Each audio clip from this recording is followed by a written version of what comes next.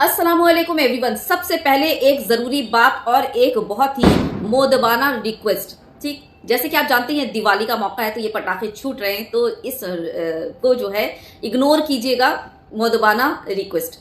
उसके बाद ये मेरा जो है बैकअप चैनल है, जैसा कि आप सबको पता है मेरा पहला वाला चैनल शाज़िया नुज़ार ऑफिशियल वो हैक हो चुका है, तो ये मैंने अपना बैकअप चैनल रखा था शाज़िया नुज़ार शॉर्ट्स। इस पर आपकी जो है क्या बोलूं, सपोर्ट की अपील कर रही हूं। इस चैनल को भी उतना ही प्यार और सपोर्ट दीजिए जितना मेरे उस चैनल को आप लोगों ने दिया था, अगर आपको मेरी वीडियो पसंद आती है तो। ठीक, तो चलिए आगे बढ़ते हैं। मामला ये है कि अब हमें भारत में दुआ मांगने पर भी पाबंदी हमारी दुआओं में भी लग चुकी है। आपको क्या दुआ मांगनी है और क्या दुआ नहीं मांगनी है, अब ये दिल्ली पुलिस बताएगी आपको। दिल्ली पुलिस ने मस्जिद के इमामों को फलस्तीन का नाम लेकर दुआ नहीं करने की दी है चेतावनी।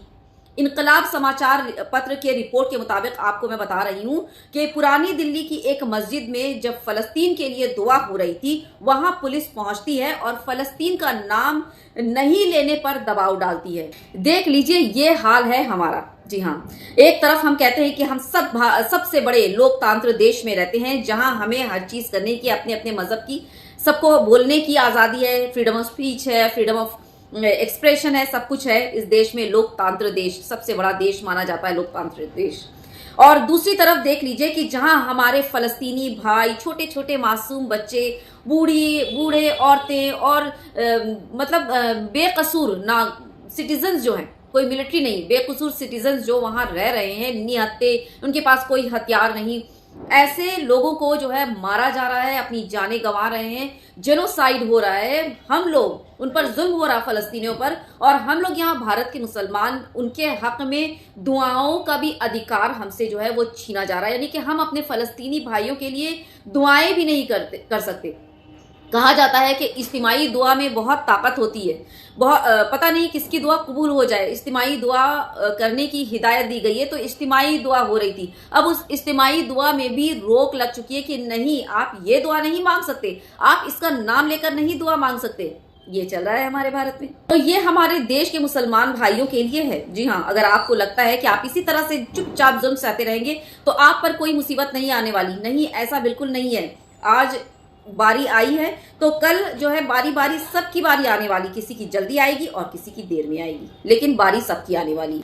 दूसरी बात आपको बता दूं कि ये जो मैंने कहा कि खामोश रहने और चुपचाप जुल्म, इस स्टेटमेंट को मेरे गलत अंदाज में बिल्कुल लेने की जरूरत नहीं है। आवाज हक बुलंद करने का मतलब ये नहीं है कि आप टी राजा और प्रज्ञा ठाकुर जैसे आतंकियों की तरह हथियार, छुरी, कांटे रखने की बात करें, या फिर जो है इंसानों को मारने काटने की बात, बिल्कुल भी नहीं, बिल्कुल भी नहीं। या फिर ये जो यति नरसिंहानंद जिस तरह के बयानात देता है मुसलमानों के खिलाफ कि हथियार रखने पड़ेंगे, आबादी बढ़, कुछ भी नहीं, इस तरह की कुछ भी नहीं करना है। कलम की ताकत, ये जो कलम है ना, ये कलम की ताकत सबसे बड़ी ताकत होती है। लिखिए, बोलिए, सोशल मीडिया का इस्तेमाल कीजिए और बोलिए, ज्यादा से ज्यादा लिखिए, अपने हक की आवाज सोशल मीडिया के जरिए उठाइए। ये बहुत ही एक अच्छा प्लेटफॉर्म मिला है आपको अपने हक की आवाज उठाने के लिए, तो इसका इस्तेमाल कीजिए। ये छुरी, कांटे, तलवार, चमच, इन सब से कुछ नहीं होने वाला, कुछ भी नहीं। इनसे सिर्फ इंसानियत का गला घुटता है, इंसानियत मरती है और कुछ नहीं होता।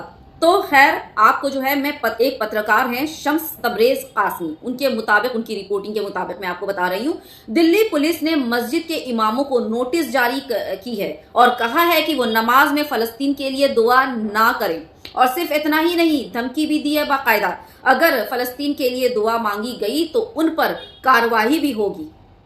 जी हाँ, बात यहाँ एक चीज सोचने की ये है कि अमेरिका जैसा देश जो है वो इसराइल को सपोर्ट कर रहा है, ये सब जानते हैं।